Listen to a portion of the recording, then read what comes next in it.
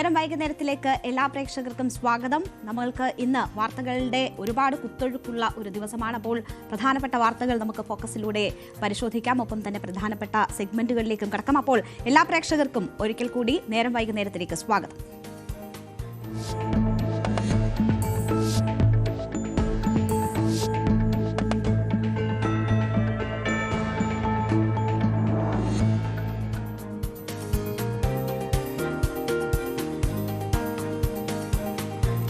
Police കസ്റ്റഡിയിൽ സാധാരണക്കാർക്ക് ഏൽക്കേണ്ടി വരുന്ന മർദ്ദനങ്ങൾ, മോശം പെരുമാറ്റം അത് കഴിഞ്ഞ കുറേ ദിവസങ്ങളായി കേരളം കണ്ടുകൊണ്ടിരിക്കുകയാണ്. കേരളത്തിന്റെ ഒരു ജില്ല ഒഴിയാതെ എല്ലാ ജില്ലകളിൽ നിന്നും ഇത്തരം സംഭവങ്ങൾ റിപ്പോർട്ട് ചെയ്യുന്നു. മാധ്യമങ്ങൾ ഇത് വലിയ രീതിയിൽ ചർച്ചയാക്കുന്ന ഒരു സാഹചര്യം കഴിഞ്ഞ ദിവസങ്ങളിൽ നമ്മൾ കണ്ടതാണ്. ഇന്ന് ആ വിഷയം നിയമസഭയിലെത്തിയിരിക്കുന്നു. പ്രതിപക്ഷം ഇതിൽ നിലപാട് കടുപ്പിക്കുന്നു എന്ന് വേണം മനസ്സിലാക്കാൻ. ഇന്ന് അടിയന്തര പ്രമേയമായി ഈ വിഷയം പ്രതിപക്ഷം സഭയിൽ കൊണ്ടുവന്നു. സഭയിൽ പ്രതിപക്ഷം ഈ വിഷയം കൊണ്ടുവരുമ്പോൾ അതിൽ ചർച്ചയ്ക്ക് തയ്യാറായി സർക്കാർ എന്ന് നമ്മൾ കാണണം. സർക്കാരിനെ അങ്ങേയറ്റം പ്രതിരോധത്തിലാക്കുന്ന ഒരു വിഷയമാണ് കഴിഞ്ഞ ദിവസങ്ങളിലെല്ലാം ഉയർന്നുകൊണ്ടിരിക്കുന്ന ഈ കസ്റ്റഡി മർദ്ദനം എന്ന വിഷയം. അതിൽ ആഭ്യന്തരമന്ത്രി രാജിവെക്കണമെന്ന ആവശ്യം പ്രതിപക്ഷം ഉയർത്തിയിരുന്നതാണ്. ആ വിഷയം സഭയിൽ വരുമ്പോൾ അതിൽ സംസാരിക്കാൻ, ചർച്ച നടത്താൻ സർക്കാർ തയ്യാറായി എന്നതാണ് ഇന്ന് കേരളം കണ്ടത്. അതുകൊണ്ട് തന്നെ നമ്മുടെ ഏറ്റവും പ്രധാനപ്പെട്ട ഇന്നത്തെ വാർത്ത സഭ ചർച്ച ചെയ്ത പോലീസ് മർദ്ദനവുമായി ബന്ധപ്പെട്ട, കസ്റ്റഡി മർദ്ദനങ്ങളുമായി ബന്ധപ്പെട്ട വിഷയം തന്നെയാണ്. അപ്പോൾ അതിൽ കൊണ്ടും കൊടുത്തും വലിയ രീതിയിലുള്ള ചർച്ചയാണ് സഭയിൽ നടന്നത്. 2 മണിക്കൂറാണ്, ഉച്ചയ്ക്ക് 12 മുതൽ 2 മണി വരെ 2 മണിക്കൂറാണ് ഈ വിഷയത്തിൽ സഭയിൽ ചർച്ച അനുവദിച്ചിരുന്നത്. റോജി എം ജോൺ ആണ് അടിയന്തര പ്രമേയത്തിന് നോട്ടീസ് നൽകിയത്. അത് അനുവദിച്ചതോടുകൂടി ഈ വിഷയത്തിൽ സംസാരിച്ചു തുടങ്ങിയതും റോജി എം ജോൺ MLA ആണ്. അടിയന്തര പ്രമേയം അവതരിപ്പിച്ച് റോജി എം ജോൺ സംസാരിക്കുമ്പോൾ കഴിഞ്ഞ ദിവസങ്ങളിൽ കേരളം ചർച്ച ചെയ്ത വിഷയങ്ങൾ, അത് കുന്നംകുളത്തെ സുജിത്തിന്, കോൺഗ്രസ് പ്രവർത്തകനായ സുജിത്തിന് മർദ്ദനമേറ്റ വിഷയം മുതൽ തിരുവനന്തപുരത്തെ ബിന്ദുവിന് പോലീസ് സ്റ്റേഷനിൽ അനുഭവിക്കേണ്ടി വന്ന കൊടും ക്രൂരതയുടെ വരെ വാർത്തകൾ, വിവരങ്ങൾ, അതിന്റെ സംഭവങ്ങൾ ഒക്കെ വിശദമായി തന്നെ സഭയിൽ അവതരിപ്പിക്കാനാണ് റോജി എം ജോൺ ശ്രമിച്ചത്. നമുക്കറിയാം, ഒരു തെരഞ്ഞെടുപ്പ് വർഷത്തിലേക്ക് കടന്നിരിക്കുകയാണ്. അതുകൊണ്ട് തന്നെ സർക്കാരിനെതിരെ വരുന്ന വിഷയങ്ങൾ പ്രതിപക്ഷം അതിന്റെ ഗൗരവത്തിൽ തന്നെ ഏറ്റെടുക്കുന്നത് നമ്മൾ കണ്ടതാണ്.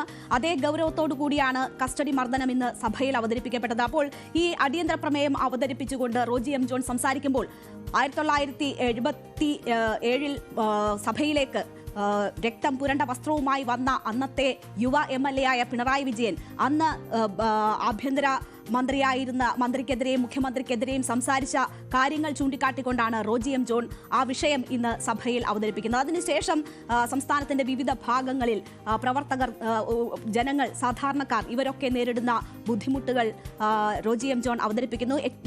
ഏറ്റവും ഒടുവിൽ അടൂരിൽ ഡിവൈഎഫ്ഐയുടെ നേതാവ് കസ്റ്റഡി മർദ്ദനത്തെ തുടർന്നാണ് മരിച്ചത് എന്ന ബന്ധുക്കളുടെ ആരോപണവും വരെ പ്രതിപക്ഷം ഇന്ന് സഭയിൽ ഉന്നയിച്ചപ്പോൾ അടിയന്തര പ്രമേയത്തിൽ ഈ വിഷയം അവതരിപ്പിച്ചുകൊണ്ട് റോജി എം ജോൺ സംസാരിക്കുന്നത് കാണാം. നമുക്ക് മനസാക്ഷിയുള്ള ആളുകൾക്ക് കണ്ടു നിൽക്കാൻ സാധിക്കുന്ന തരത്തിലുള്ള അക്രമമാണ് അവിടെ നടന്നത്. ബഹുമാനപ്പെട്ട മുഖ്യമന്ത്രി പറഞ്ഞില്ലേ, 5 പോലീസുകാർ അദ്ദേഹത്തെ മർദ്ദിച്ചുവെന്ന്. അതേ 5 പോലീസുകാര് അതേ രീതിയിൽ തന്നെ അദ്ദേഹം മുഖ്യമന്ത്രിയായിരിക്കുമ്പോൾ, ആഭ്യന്തര വകുപ്പ് കൈയാളുമ്പോൾ ക്ഷേത്രത്തിലെ പൂജാരിയായിട്ടുള്ള സുജിത്ത് എന്ന് പറയുന്ന ചെറുപ്പക്കാരനെ ഇത്ര മൃഗീയമായി മർദ്ദിക്കുന്നത് അദ്ദേഹത്തിന്റെ കാലയളവിൽ കാണേണ്ടുന്ന സാഹചര്യം കേരളത്തിൽ ഉണ്ടായില്ലേ സർ? പിന്നീട് സംസാരിച്ച ഇരുപക്ഷത്തെയും നേതാക്കൾ കൊണ്ടും കൊടുത്തും ഉള്ള രീതിയിൽ ഈ വിഷയങ്ങളുമായി ബന്ധപ്പെട്ട് ഏറ്റുമുട്ടുന്നത്, വാക്കുകൾ കൊണ്ട് ഏറ്റുമുട്ടുന്നതെന്ന് നമ്മൾ കണ്ടു സഭയിൽ.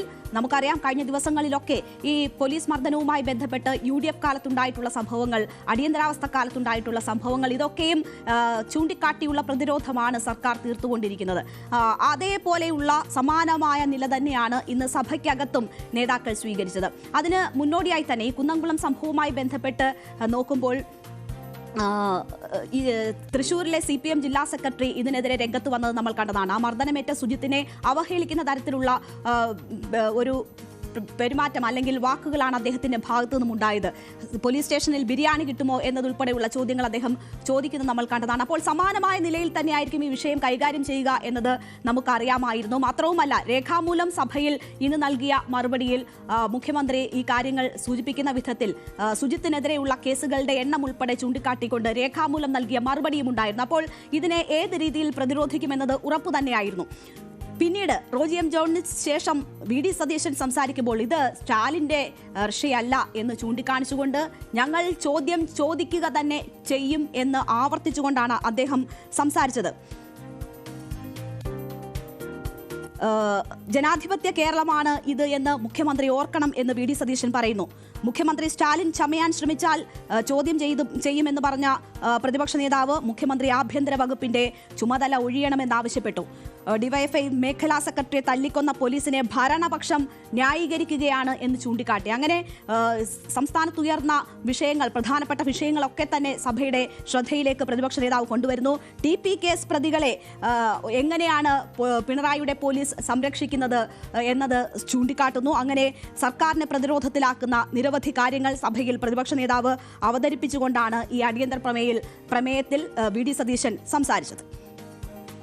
ഞങ്ങളിവിടെ ഉന്നയിച്ച ആവശ്യം ഈ കുന്നംകുളം കേസിലെ ബന്ധപ്പെട്ട പോലീസ് ഉദ്യോഗസ്ഥരെ സർവീസിൽ നിന്ന് നീക്കം ചെയ്യണമെന്നാണ്. സാർ, അതിന് മുഖ്യമന്ത്രി തയ്യാറാകാത്ത സാഹചര്യത്തിൽ ഞങ്ങൾ നേരത്തെ പ്രഖ്യാപിച്ചതുപോലെ ഈ സഭാ നടപടികൾ ബഹിഷ്കരിച്ച് ഞങ്ങൾ അനിശ്ചിതകാല സത്യാഗ്രഹം 2 MLA-മാരുടെ നേതൃത്വത്തിൽ ആരംഭിക്കുകയാണെന്ന കാര്യം അങ്ങേ അറിയിച്ചുകൊണ്ട് ഏറ്റവും ഒടുവിൽ വാക്കൌട്ട് പ്രസംഗത്തിൽ വി ഡി സതീശൻ സംസാരിക്കുന്നതാണ് നമ്മൾ ഇപ്പോൾ കണ്ടത്. അതിനു മുൻപ് തന്നെ പ്രതിപക്ഷ നേതാവ് ഈ കുന്നംകുളം സംഭവം, പീച്ചിയിലെ പോലീസ് അതിക്രമം, പേരൂർക്കടയിലെ സംഭവം, അങ്ങനെ സംസ്ഥാനത്തെ നിരവധിയായിട്ടുള്ള വിഷയങ്ങൾ ചൂണ്ടിക്കാട്ടിക്കൊണ്ടാണ് ഇതിനെതിരെ ഞങ്ങൾ ചോദ്യം ചോദിക്കും എന്നത് ആവർത്തിച്ച് പറഞ്ഞത്. ആഭ്യന്തരമന്ത്രി രാജിവെക്കണം എന്ന ആവശ്യം വി ഡി സതീശൻ ഉയർത്തിയത്. എന്തായാലും വി ഡി സതീശൻ സംസാരിച്ചതിന് ശേഷം ഈ വിഷയത്തിൽ മുഖ്യമന്ത്രി മറുപടി നൽകി. മുഖ്യമന്ത്രിയുടെ മറുപടി നമുക്കറിയാം. സ്റ്റാലിന്റെ റഷ്യയല്ല ഇത് ജനാധിപത്യ കേരളമാണെന്ന് ഓർക്കണം എന്ന് വി ഡി സതീശൻ പറഞ്ഞു നിർത്തുമ്പോൾ സ്റ്റാലിന്റെ റഷ്യയിൽ നിന്നല്ല, അവിടെ നിന്ന് അതിന് മറുപടി പറഞ്ഞുകൊണ്ട് തന്നെയാണ് മുഖ്യമന്ത്രി തുടങ്ങിയത്. തനിക്ക് മർദ്ദനമേറ്റത് നെഹ്റുവിന്റെ ഇന്ത്യയിലാണ് എന്ന് സൂചിപ്പിക്കുകയാണ് പ്രധാനമന്ത്രി ചെയ്തത്. കോൺഗ്രസ് ഭരണത്തിന് കീഴിലാണ് താൻ പോലീസ് മർദ്ദനം ഏറ്റത് എന്നത് അദ്ദേഹം സൂചിപ്പിക്കുന്നു. ഒപ്പം തന്നെ കമ്മ്യൂണിസ്റ്റുകാരെ ഏതൊക്കെ തരത്തിലാണ് അന്ന് വേട്ടയാടിയിരുന്നത് എന്ന കാര്യം ഓർക്കുന്നു. കോൺഗ്രസ് ഭരണകാലത്ത് ഉണ്ടായിട്ടുള്ള കസ്റ്റഡി മർദ്ദനങ്ങളുമായി ബന്ധപ്പെട്ടുള്ള വിഷയങ്ങൾ അദ്ദേഹം സഭയുടെ ശ്രദ്ധയിലേക്ക് കൊണ്ടുവരുന്നു. അങ്ങനെ ആ സഭയിൽ നടന്ന ചർച്ചയിൽ ഓരോന്നിനും എടുത്തു പറഞ്ഞുകൊണ്ടുള്ള മറുപടിയാണ് മുഖ്യമന്ത്രി ഇന്ന് നൽകിയത്. ആദ്യം ആ മുഖ്യമന്ത്രിയുടെ സംസാരത്തിന്റെ ആദ്യ ഭാഗങ്ങൾ കേൾക്കാം. ഞാൻ ചെറുപ്പം മുതലേ ഇവിടെ ജീവിക്കുന്നത് സ്റ്റാലിൻ്റെ റഷ്യയിലായിരുന്നില്ല. ജവഹർലാൽ നെഹ്റു നേതൃത്വം കൊടുത്ത കോൺഗ്രസ് ഭരണത്തിന് കീഴിലായിരുന്നു രാജ്യമാകെ. അവിടെയുള്ള പോലീസ് അതിൻ്റെ ഭാഗമായിട്ടാണ് കേരളത്തിലെയും പോലീസ് പ്രവർത്തിച്ചിരുന്നത്. 1947 ശേഷം ഏറ്റവും കൂടുതൽ മർദ്ദനത്തിന് ഇരയാകേണ്ടി വന്നത് ഞങ്ങളുടെ സഖാക്കളായിരുന്നു, കമ്മ്യൂണിസ്റ്റുകാരായിരുന്നു. അത് സ്റ്റാലിനെ അനുകരിച്ചത് കൊണ്ടാണോ എന്നറിയില്ല. കോൺഗ്രസിന്റെ നേതൃത്വത്തിലാണ് കാര്യങ്ങൾ രാജ്യത്ത് നടന്നിരുന്നത്. അന്നിവിടെ ഏതെല്ലാം തരത്തിലുള്ള ക്രൂരതകളാണ് അരങ്ങേറിയത് എന്നത് എല്ലാവർക്കും അറിയാലോ. അപ്പോൾ മുഖ്യമന്ത്രി പ്രതിപക്ഷ നേതാവ് പറഞ്ഞു നിർത്തിയെടുത്തു നിന്ന് തുടങ്ങി അതിൽ മറുപടി പറഞ്ഞുകൊണ്ടാണ് സംസാരം മുഖ്യമന്ത്രി ആരംഭിച്ചത്. സുജിത്തിനെതിരായ പരാതിയിൽ ആദ്യം തന്നെ നടപടിയെടുത്തു എന്ന് മുഖ്യമന്ത്രി പറയുന്നു. 2023 SIക്ക് പുറമെ 4 സിവിൽ പോലീസ് ഉദ്യോഗസ്ഥരെ സ്ഥലം മാറ്റി. പിന്നീട് വകുപ്പ് തല അന്വേഷണം നടത്തി 3 പേരുടെ വേതന വർധനവ് തടഞ്ഞു.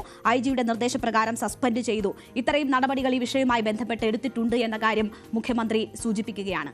മാത്രവുമല്ല, പോലീസ് ജനമൈത്രി പോലീസായി മാറിയതിനെക്കുറിച്ച് വളരെ വിശദമായി തന്നെ മുഖ്യമന്ത്രി സംസാരിച്ചു. അത് ഇടതുപക്ഷത്തിന്റെ നേട്ടമാണ് എന്ന കാര്യം മുഖ്യമന്ത്രി സഭയിൽ ഉയർത്തിക്കാട്ടി. 2016 മുതൽ ഇതുവരെ 144 പോലീസുകാരെ പിരിച്ചുവിട്ട സർക്കാർ ലോകത്ത് വേറെയുണ്ടോ എന്ന് മുഖ്യമന്ത്രി ചോദിക്കുന്നു. അപ്പോൾ തെറ്റുകാരെ സംരക്ഷിക്കേണ്ട യാതൊരു ആവശ്യവും ഈ സർക്കാരിനില്ല എന്ന് പറയുകയാണ് മുഖ്യമന്ത്രി ഇന്ന് സഭയിൽ ചെയ്തത്. തെറ്റുകാരെ സംരക്ഷിക്കില്ല, അത് ഒരു ചെറിയ ശതമാനം മാത്രമാണ്. അവർക്കെതിരെ തക്കതായ ശിക്ഷാ നടപടികളെടുത്ത് സർക്കാർ മുന്നോട്ട് പോകുന്നുണ്ട്. സർക്കാർ അവരെ സംരക്ഷിക്കില്ല എന്ന് മുഖ്യമന്ത്രി പറയുന്നു. പക്ഷേ ഇതുവരെ ഉയർന്നു കേട്ട മറ്റ് നിരന്തരമായി മാധ്യമങ്ങളിൽ വന്നുകൊണ്ടിരുന്ന വാർത്തകൾ, ജനങ്ങൾ, സാധാരണക്കാർ പോലീസ് സ്റ്റേഷനിൽ അനുഭവിക്കുന്ന ബുദ്ധിമുട്ടുകൾ, ജനപ്രതിനിധികൾക്ക് പോലും നേരിടേണ്ടി വരുന്ന ബുദ്ധിമുട്ടുകൾ, മുഖ്യമന്ത്രിയുടെ തന്നെ പാർട്ടിയിലെ നേതാക്കൾ ഉയർത്തിയ വിഷയങ്ങൾ, ഇതിൽ കൃത്യമായ മറുപടി മുഖ്യമന്ത്രിയുടെ ഭാഗത്തു നിന്നും ഉണ്ടായിട്ടില്ല എന്നതൊരു വസ്തുതയാണ്. സുജിത്തിന്റെ കേസുമായി ബന്ധപ്പെട്ട് എടുത്ത തീരുമാനങ്ങൾ, നടപടികൾ എന്താണ് എന്ന് മുഖ്യമന്ത്രി വിശദീകരിക്കുന്നു. അപ്പോൾ പോലും ഇവരെ സർവീസിൽ നിന്ന് പിരിച്ചുവിടണം എന്ന പ്രതിപക്ഷത്തിന്റെ ആവശ്യത്തോട് മുഖ്യമന്ത്രി പ്രതികരിച്ചിട്ടില്ല. അതിൽ മുഖ്യമന്ത്രി പ്രതികരിച്ചത് ഇവർക്കെതിരായ നടപടികൾ വിശദീകരിച്ചതിന് ശേഷം പുനഃപരിശോധന ഈ വിഷയത്തിൽ നടക്കുകയാണ്, വകുപ്പ് തല അന്വേഷണത്തിൽ പുനഃപരിശോധന നടക്കുകയാണ് എന്ന കാര്യം മാത്രമാണ് മുഖ്യമന്ത്രി സൂചിപ്പിച്ചത്. നമുക്കറിയാം, ഈ വിഷയവുമായി ബന്ധപ്പെട്ട് എന്തായാലും പ്രതിപക്ഷം വലിയ രീതിയിലുള്ള പ്രതിഷേധ പരിപാടികളിലേക്ക് കടക്കുകയാണ്. അപ്പോൾ മുഖ്യമന്ത്രി ഒരു പരിധിവരെ ഈ കാര്യങ്ങളെ പോലീസ് അതിക്രമത്തിൽ ഉയർന്നിട്ടുള്ള ഈ വലിയ പ്രതിഷേധത്തിലും പോലീസ് സേനയെ സംരക്ഷിച്ചുകൊണ്ടാണ് മുഖ്യമന്ത്രി ഇന്ന് സഭയിൽ സംസാരിച്ചിരിക്കുന്നത്. അതിൽ ഈ വിഷയവുമായി ബന്ധപ്പെട്ട് അദ്ദേഹം പറയുന്ന ഉറപ്പ് തെറ്റുകാരെ സംരക്ഷിക്കില്ല എന്നത് മാത്രമാണ്. അതിനപ്പുറം ഇതിനെ ന്യായീകരിക്കാനും തങ്ങളുടെ കാലഘട്ടത്തിൽ ഉണ്ടായിട്ടുള്ള നേട്ടങ്ങൾ അവതരിപ്പിക്കാനുമാണ് മുഖ്യമന്ത്രി ഇന്ന് ശ്രമിച്ചിരിക്കുന്നത്. അത് 144 പേർക്കെതിരെ പിരിച്ചുവിടുന്നതുൾപ്പെടെയുള്ള നടപടികൾ സർക്കാർ സ്വീകരിച്ചു. രാജ്യത്ത് ഒരു സർക്കാരും ഇത്തരം നടപടികൾ സ്വീകരിച്ചിട്ടില്ല എന്നാണ് മുഖ്യമന്ത്രി പറയുന്നത്. കഴിഞ്ഞ 9 വർഷമായി ആകെ 144 പോലീസുകാരെയാണ് വിവിധ നടപടികളുടെ ഭാഗമായി സേനയിൽ നിന്ന് പിരിച്ചുവിട്ടത്. സർ, നിങ്ങളെ കാര്യം വിട്ടുകളാ, രാജ്യത്ത് മറ്റെവിടെയെങ്കിലും ഇത്രയും കർക്കശമായ നടപടികൾ സ്വീകരിച്ച ഒരു സംസ്ഥാന ഗവൺമെന്റിനെ കാണാൻ കഴിയോ? സർ, 2016 മുതൽ സമഗ്രമായ ഇടപെടലാണ് പോലീസ് സേനയിൽ നടന്നുകൊണ്ടിരിക്കുന്നത്. അതുകൊണ്ട് തന്നെയുള്ള ഗുണം എന്താ? ഇന്ന് രാജ്യത്തെ ഏറ്റവും മികച്ച കുറ്റാന്വേഷണ സംവിധാനമായി കേരള പോലീസ് മാറിയിട്ടുണ്ട്. ഇത് ഞങ്ങൾ മാത്രം പറയുന്നൊരു കാര്യമല്ലല്ലോ. നമ്മുടെ രാജ്യത്തെ ആകെ വിലയിരുത്തി കേന്ദ്ര സർക്കാർ, വിവിധ ഔദ്യോഗിക ഏജൻസികൾ, ഇതിൻ്റെ എല്ലാം ഭാഗമായി എത്രയെത്ര അംഗീകാരങ്ങളാണ് കേരള പോലീസിന് നൽകിയിട്ടുള്ളത്. സർ, ഇതെല്ലാം പോലീസിന്റെ മികവ് എന്ന് പറയുമ്പോൾ ഈ പുതിയ രീതികളുടെ മികവാണ്. ഏതെങ്കിലും ഒരു സംഭവം എടുത്ത് കാണിച്ച് അതിൻ്റെ മേലെ കേരള പോലീസ് ആകെ മോശപ്പെട്ടതായി എന്ന് ചിത്രീകരിക്കാൻ പറ്റില്ല. ഏതെങ്കിലും ഒരു സംഭവത്തിന്റെ പേരിൽ കേരള പോലീസ് ആകെ മോശമെന്ന് ചിത്രീകരിക്കാനാകില്ല എന്ന് പറഞ്ഞുകൊണ്ട് പോലീസിന് സംരക്ഷണ കവചം ഒരുക്കുകയാണ് മുഖ്യമന്ത്രി ചെയ്തിരിക്കുന്നത്. മുഖ്യമന്ത്രി ഈ രീതിയിൽ ന്യായീകരണം തുടർന്നപ്പോഴാണ് സുജിത്തുമായി ബന്ധപ്പെട്ട കുന്നംകുളത്തെ കസ്റ്റഡി മർദ്ദനവുമായി ബന്ധപ്പെട്ട വിഷയത്തിൽ തെളിവുകൾ പുറത്തു വന്നതിന് ശേഷം എന്ത് നടപടി എന്ന ചോദ്യം ആവർത്തിച്ച് വളരെ സ്പെസിഫിക്കായി ആ വിഷയത്തിലേക്ക് പ്രതിപക്ഷം എത്തുകയും എന്ത് നടപടിയെടുക്കും, അവരെ പിരിച്ചുവിടുമോ സർവീസിൽ നിന്ന് എന്ന് ആവർത്തിച്ച് പ്രതിപക്ഷ നേതാവ് ചോദിക്കുകയും ചെയ്തത്.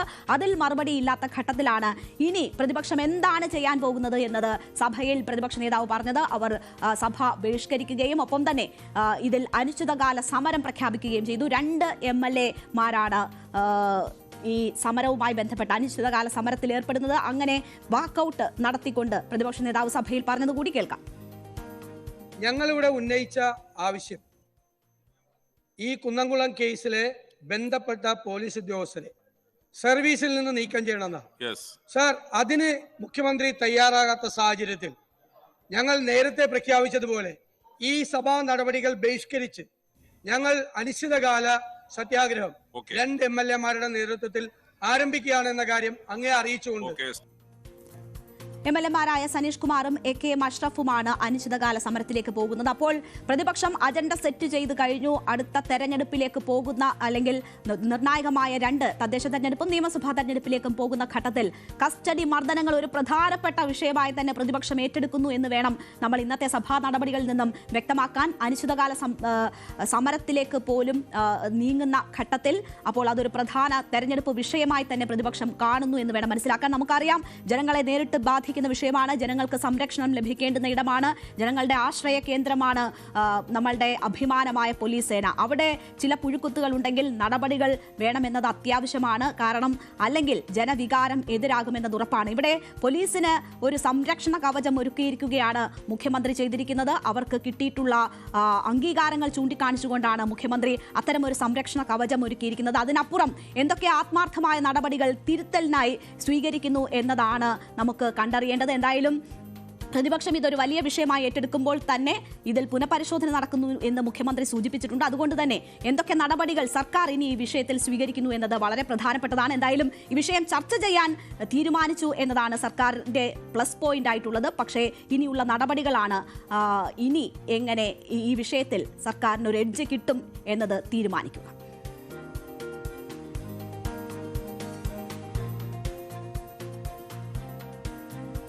ഇന്ന് പോലീസ് മർദ്ദനങ്ങളുമായി ബന്ധപ്പെട്ടുള്ള വിഷയം സഭയിൽ ചർച്ച ചെയ്യുമ്പോഴാണ് 2 പ്രധാനപ്പെട്ട റിപ്പോർട്ടുകൾ ന്യൂസ് 18 പുറത്തുവിട്ടത്. വളരെ മാതൃകാപരമാണ് സംസ്ഥാനത്തെ പോലീസ് സേനയുടെ പ്രവർത്തനങ്ങളെന്ന് മുഖ്യമന്ത്രി പറയുമ്പോൾ അതിന് രാജ്യത്ത് തന്നെ അംഗീകാരങ്ങൾ പലത് കേരളത്തിലെ പോലീസ് സേനയ്ക്ക് ലഭിച്ചിട്ടുണ്ട് എന്ന് പറഞ്ഞ് ഇപ്പോഴത്തെ ആരോപണങ്ങളെ മുഖ്യമന്ത്രി നേരിടുമ്പോൾ ന്യൂസ് 18 പുറത്തുവിട്ട ഈ വാർത്തകൾ കൂടി കാണുക. അത് ഒരു CPOയുടെ വിവാഹ ഫോട്ടോഗ്രാഫി ചിത്രീകരണത്തിന് നിയോഗിക്കപ്പെട്ട ഫോട്ടോഗ്രാഫർ അയാൾ ജോലി ചെയ്തതിന്റെ പണം ആവശ്യപ്പെട്ടപ്പോൾ അയാൾക്ക് നേരിടേണ്ടി വരുന്ന ബുദ്ധിമുട്ടുകൾ, അത് CPOയിൽ നിന്ന് നേരിട്ടും പിന്നീട് ഇത് പരാതിയായി വന്നതിന് ശേഷം പോലീസ് സ്റ്റേഷനിലും നേരിടേണ്ടി വന്ന ബുദ്ധിമുട്ടുകൾ സംബന്ധിച്ച റിപ്പോർട്ടാണ് ഇന്ന് ശരണ്യ സ്നേഹജൻ പുറത്തുവിട്ടത്. അത് വൈക്കം പോലീസിലെത്തിയ പരാതിയിൽ അവർ സ്വീകരിച്ച നടപടികൾ, ഒപ്പം തന്നെ ഈ വിവാഹിതനായ CPOയുടെ നേരിട്ടുള്ള ഭീഷണി തുടങ്ങിയവ ഉൾപ്പെടുന്നതായിരുന്നു ഈ പ്രധാനപ്പെട്ട വിഷയത്തിൽ സ്വീകരിച്ചിട്ടുള്ള പരാതി. അപ്പോൾ ആലപ്പുഴ സ്വദേശിയായ മുകേഷ് എന്ന യുവാവിനാണ് ഇങ്ങനെ ഒരു മോശം അനുഭവം പോലീസിന്റെ ഭാഗത്തു നിന്നും ഉണ്ടാകുന്നത്. ഒരു പോലീസുകാരന്റെ വിവാഹം ഷൂട്ട് ചെയ്ത വീഡിയോഗ്രാഫർക്കാണ് ഈ ദുരനുഭവം എന്നത് നമ്മൾ കാണണം. വിവാഹ വീഡിയോ ഷൂട്ട് ചെയ്തതിന് പണം ആവശ്യപ്പെട്ടു ഈ വീഡിയോഗ്രാഫർ. അപ്പോൾ പണമില്ലാതെ എങ്ങനെ ഈ വീഡിയോ സ്വന്തമാക്കാം അല്ലെങ്കിൽ ആൽബം സ്വന്തമാക്കാം എന്നതായിരുന്നു പോലീസുകാരന്റെ ശ്രമം. അതാണ് ആലപ്പുഴ തൈക്കാട്ടുശ്ശേരി സ്വദേശിയായ മുകേഷിന് ഈ മർദ്ദനമേൽക്കുന്നതിൽ വരെ കാര്യങ്ങൾ എത്തിച്ചത്. എന്തായാലും CPOയുടെ പരാതിയിൽ വൈക്കം പോലീസ് ഈ വിഷയത്തിൽ ഇടപെടുന്നു. അതിനുശേഷം മുകേഷിന് വളരെ ക്രൂരമായ മർദ്ദനവും അസഭ്യവർഷവും പോലീസിന്റെ ഭാഗത്തു നിന്നും ഉണ്ടാകുന്നു. വൈക്കം പോലീസിനോട് തന്നെ മുകേഷ് തനിക്ക് പരാതികളുണ്ട്, അത് ഒരു പരാതിയായി സ്വീകരിക്കുമോ എന്ന് ചോദിക്കുമ്പോൾ ആ പരാതി സ്വീകരിക്കപ്പെടുന്നില്ല എന്നൊരു സാഹചര്യം കൂടിയുണ്ട്. ഈ CPOയുടെ ഭീഷണിയിൽ നിന്നാണ് ഈ കാര്യങ്ങളൊക്കെ തുടങ്ങുന്നത്. അപ്പോൾ ആദ്യം ഈ മുകേഷിനെ പറയാനുള്ള കാര്യങ്ങൾ നമുക്കൊന്ന് കേൾക്കാം. എങ്ങനെയാണ് മോശം അനുഭവങ്ങളിലേക്ക് കാര്യങ്ങൾ എത്തിയത് എന്നത് ശരണ്യ സ്നേഹനോട് ഈ മുകേഷ് വിശദീകരിക്കുന്നുണ്ട്. അതൊന്ന് കണ്ടതിന് ശേഷം തിരിച്ചെത്താം. 1,24,000 രൂപ നമ്മൾ കോട്ടയത്താണ് നമ്മൾ വർക്ക് എടുക്കുന്ന സമയത്ത് ആർദ്രയുടെ ഫാമിലിയാണ്, അതായത് വധുവിൻ്റെ ഫാമിലിയാണ് നമ്മളെ വർക്ക് ഏൽപ്പിക്കുന്ന സമയത്ത് ഈ അനന്തകൃഷ്ണൻ എന്ന് പറയുന്ന വ്യക്തിയുടെ വിവാഹം കൂടി കവർ ചെയ്യണം എന്നുള്ള ഒരു സജഷൻ നമുക്കുണ്ടായി.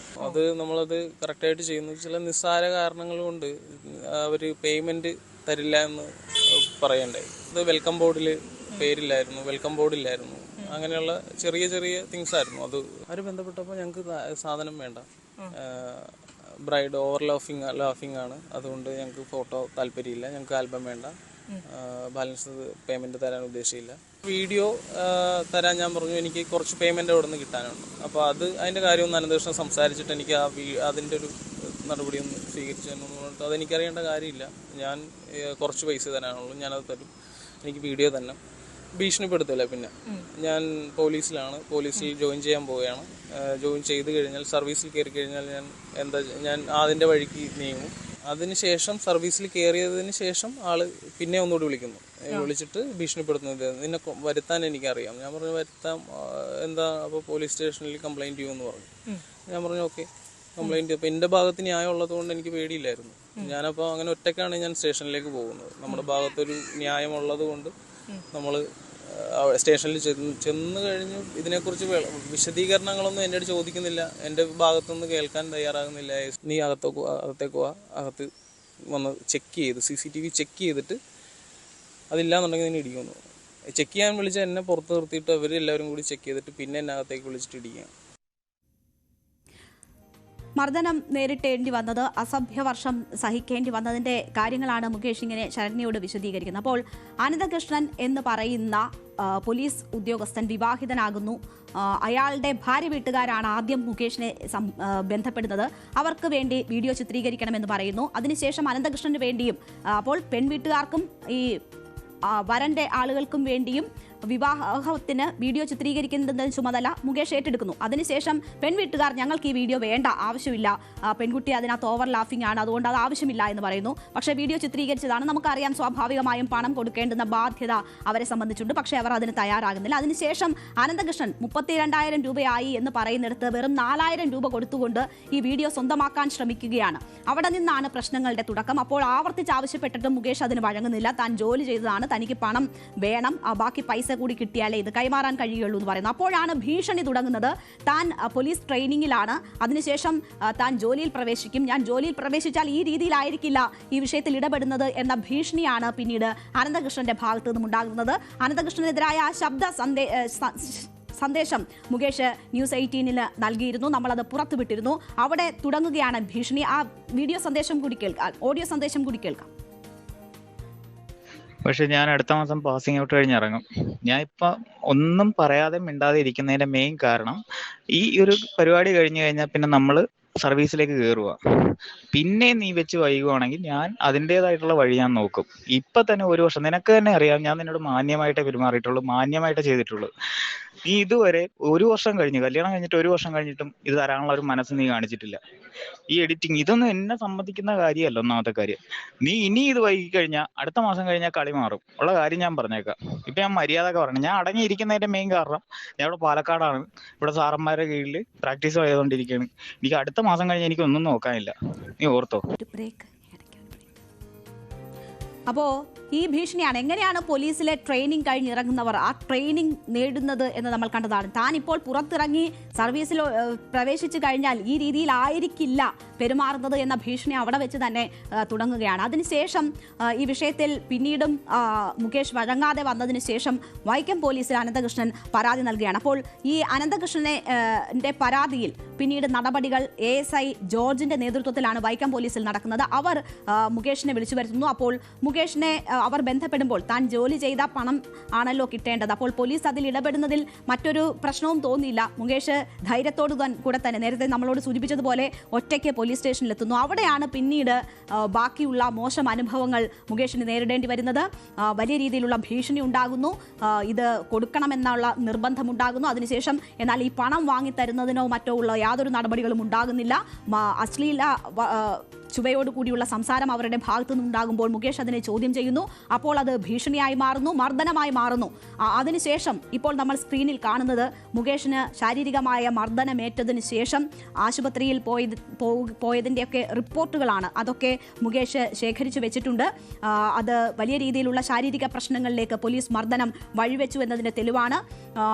ഈ മുകേഷ് വൈക്കം പോലീസിനോട് തന്നെ തനിക്ക് ചില പരാതികളുണ്ട്, താൻ ജോലി ചെയ്തതിൻ്റെ പണം കിട്ടിയില്ല, അതിലൊരു പരാതി രജിസ്റ്റർ ചെയ്യുമോ എന്ന് ചോദിക്കുന്നുണ്ട്. പക്ഷേ അതിൽ ഇടപെടൽ പോലീസിന്റെ ഭാഗത്തു നിന്നും ഉണ്ടായില്ല. പകരം അതിനും കൂടിയുള്ള മർദ്ദനം മുകേഷിന് ഏൽക്കേണ്ടി വരികയാണ്.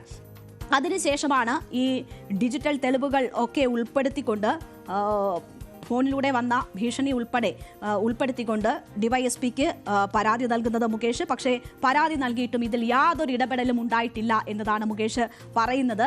ഇതുവരെ പോലീസിന്റെ ഭാഗത്തു നിന്ന് ഇടപെടലൊന്നും ഉണ്ടായിട്ടില്ല. പക്ഷേ പോലീസിന് മുന്നിൽ തെളിവുകൾ അതുപോലെ നിൽക്കുകയാണ്. അതുകൊണ്ട് തന്നെ ചില ഒത്തുതീർപ്പിനൊക്കെയുള്ള ശ്രമങ്ങൾ പല ഭാഗത്തു നിന്നും നടക്കുന്നുണ്ട് എന്ന തരത്തിലുള്ള ആരോപണങ്ങളുണ്ട്. അപ്പോൾ ഇതാണ് പോലീസ്. മുഖ്യമന്ത്രി ഇന്ന് സഭയിൽ ന്യായീകരണം പോലീസിനെതിരെ നടത്തുമ്പോൾ പോലും മറുഭാഗത്ത് ഇങ്ങനെയുള്ള അനുഭവങ്ങളാണ് ഓരോരുത്തർക്കും പോലീസ് സ്റ്റേഷനുകളിൽ നിന്ന് നേരിടേണ്ടി വരുന്നതെന്നാണ്. മറ്റൊരു സംഭവത്തിലേക്ക് കൂടി ന്യൂസ് 18 ഇന്ന് പ്രേക്ഷകരുടെ ശ്രദ്ധ ക്ഷണിച്ചു. അത് കൊല്ലം സ്വദേശിയായ ഇഷയുടെ പോലീസ് സ്റ്റേഷനിൽ നിന്നുള്ള അനുഭവത്തിലേക്കാണ്. അവിടെ ഒരു ട്രാൻസ് വുമണാണ് ഇഷയ്ക്ക് പോലീസ് സ്റ്റേഷനിൽ അവരുടെ ചില പ്രശ്നങ്ങളുമായി ബന്ധപ്പെട്ട് പോകേണ്ടി വന്ന സാഹചര്യത്തിൽ നേരിടേണ്ടി വന്ന ബുദ്ധിമുട്ടുകളാണ് ട്രാൻസ് യുവതി ഇന്ന് ന്യൂസ് 18നോട് പങ്കുവച്ചത്. പോലീസിൽ നിന്നും ഒപ്പം തന്നെ ജയിൽ വകുപ്പ് ഉദ്യോഗസ്ഥനിൽ നിന്നും ഫോണിലൂടെ അശ്ലീല സന്ദേശങ്ങൾ തുടർച്ചയായി ലഭിക്കുന്നു എന്നതാണ് ഈ ട്രാൻസ് യുവതി പറയുന്നത്. കൊല്ലം സ്വദേശിനിയാണ് ഇഷ.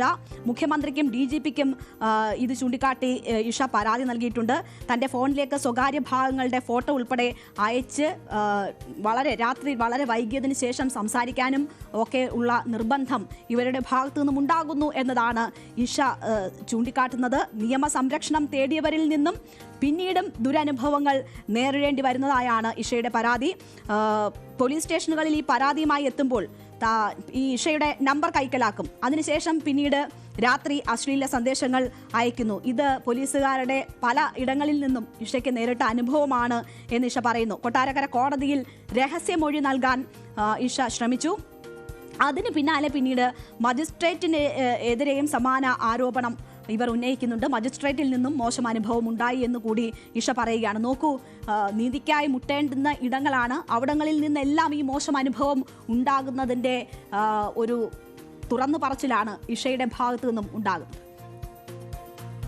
കഴിഞ്ഞ കുറച്ച് നാളുകളായിട്ട് റൂറൽ പരിധിയിൽ നിന്നും അതുപോലെ തന്നെ കൊല്ലം സിറ്റി പരിധികളിൽ നിന്നുമുള്ള പോലീസുകാരുടെ ഭാഗത്തുനിന്ന് മോശമായിട്ടുള്ള കുറേ അനുഭവങ്ങൾ, മോശം മെസ്സേജുകൾ, ലൈംഗിക ചുവയോടുകൂടിയുള്ള സംസാരങ്ങൾ, ഒപ്പം തന്നെ ഞാൻ എൻ്റെ ഒരു സ്വകാര്യ പ്രൈവറ്റ് അന്യായവുമായി ബന്ധപ്പെട്ട് പോലീസ് സ്റ്റേഷനുകളിൽ ചെല്ലുമ്പോൾ എൻ്റെ നമ്പർ എടുക്കുകയും എനിക്ക് മോശമായിട്ട് മെസ്സേജുകൾ അയക്കുകയും അതിൻ്റെ വിപരീത ഫലമെന്ന് പറയുന്ന എടുത്തോളം FIR ഇട്ട് എന്നെ മോശമായിട്ട് അവരുടെ കൂടെ സഹകരിച്ചില്ലെങ്കിൽ FIR ഇട്ട് എൻ്റെ ജീവനും സ്വത്തിനും അപകടമാകുന്ന തരത്തിൽ എന്നെ കുടുക്കിക്കളയുമെന്നുള്ളൊരു ഭീഷണിയും ഒക്കെയുണ്ട്. അവിടുത്തെ ഒരു മജിസ്ട്രേറ്റിൻ്റെ ഭാഗത്തുനിന്നും രാത്രി 12:45 25 ടൈമിൽ എനിക്ക് അവിടെ നിന്നൊരു മോശം മെസ്സേജുകൾ വരികയും ഇത് കോടതിയിൽ വരുമ്പോൾ നമ്മൾ നോ പരിചയം, പിന്നെ തുടർന്നുള്ള ചാറ്റുകളെല്ലാം ഞാൻ നിങ്ങളെ കാണിക്കുന്നതായിരിക്കും.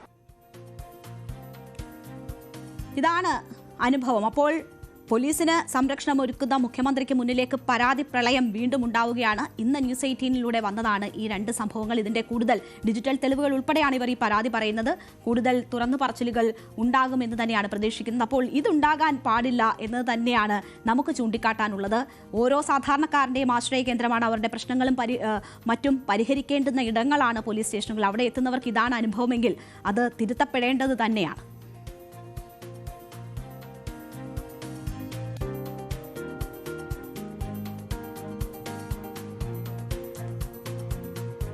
ഇന്ന് ഈ അടിയന്തര പ്രമേയ വിഷയം പ്രതിപക്ഷം കൊണ്ടുവരുമ്പോൾ അപ്പോൾ പോലും പ്രതിപക്ഷത്തിൻ്റെ ഉള്ളിൽ വലിയ ചങ്കിടിപ്പായിരുന്നിരിക്കും.